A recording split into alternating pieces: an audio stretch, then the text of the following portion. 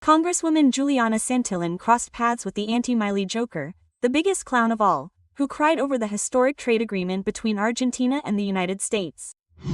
For example, the issue of trucks, that's the basic example to understand. Argentina produces medium-sized trucks, the United States produces large ones. Well, we can combine production there.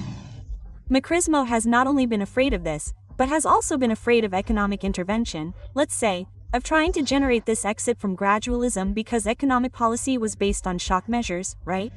And this has also been manifested in absolutely everything. This of being half-hearted. Obviously, Guillermo's rule. If you give it an inch, it eats you up, it takes you down. Let's see. Guillermo's rule is historically, and Guillermo's rule, we're talking about Nestor and Cristina, they are the Quinists, those of them, who have put Argentina among the most corrupt countries in the world in the statistics. Argentina was in the highest corruption rankings by the centers and companies and circles that read the levels of corruption. And what was the problem with the opposition to that?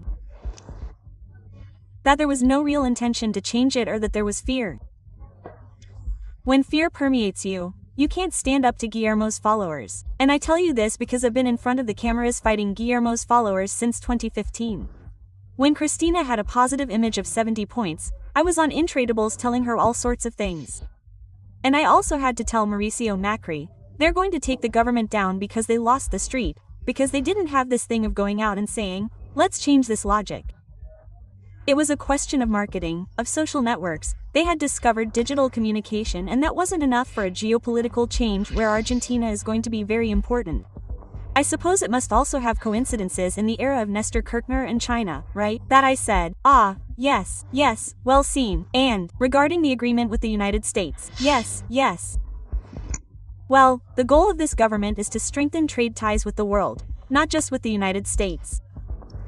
And the appointment of Pablo Cuerno as foreign minister goes precisely along these lines. The statement is very clear in itself if you want to analyze it, but the most important points have to do with changes in access, both in terms of tariffs and recognition of reciprocal certifications. And that is the most important point, bringing intellectual property in Argentina to international standards, which was not the case before, changes in data transfer and digital signatures. That is an issue that has never been discussed before. Well, the tariffs of the United States and Argentina are going to open up markets in a strategic way, nobody loses. Argentina is going to grant access to technologies from the United States that will be able to boost our own productivity. And that is important. The counterpart is the reform plan that we are implementing. Reforms. The other day a consultant told me, well, Macri has a punk son, which is my law. But he is an extremely important ally. He is also a reference. He is a person who talks to the president, that is, Mauricio Mac is an important person and also a pro in the government. But well, the issues are that we also have to look at this issue of saying, I will go to agreements as long as it suits. Suits who? Suits the pro, suits the Argentines. We have to go to the people, they are always important for society. The best comparison there is Kicillov's budget with President Milei's budget. Well, look, the calculation of Kicillov's expenses reveals behavior that is the opposite of what President Milei proposes. A line about the agreement, I don't know if you are in favor or against, the bilateral agreement with the United States. There is controversy about that agreement. Most of them highlight it, others do not. Let's see, the only issue is how this can help production in Argentina, how it can help employment in Argentina.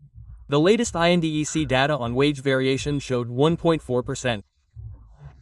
I'm not saying a wage increase, no, it's not an update of this wage against inflation of 2.3%. Of course, it's inflation, 2.3 is repressed inflation in some way, right? Because of course, you have companies that say, hey, I have increased costs and I can't increase them because no one buys from me, right?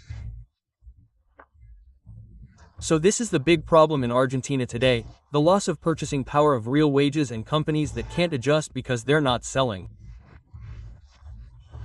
And of course, they're not selling because people perhaps don't have inputs that could come from the United States to increase production, such as technology, artificial intelligence.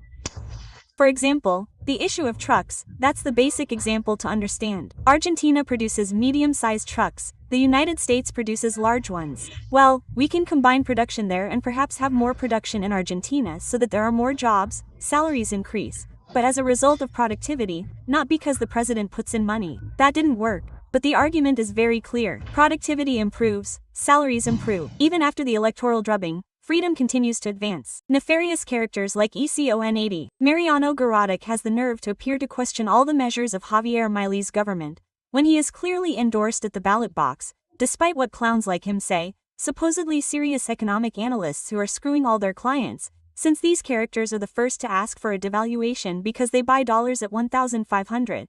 And once again they were tamed for betting against the change, of course, because they believed they could live like kings for low figures of the US currency per month, in exchange for the structural poverty of an entire country. However, that is over and, with the electoral mandate confirmed again, good news after good news is also beginning to arrive, such as the bilateral agreement with the United States, something that will always be beneficial.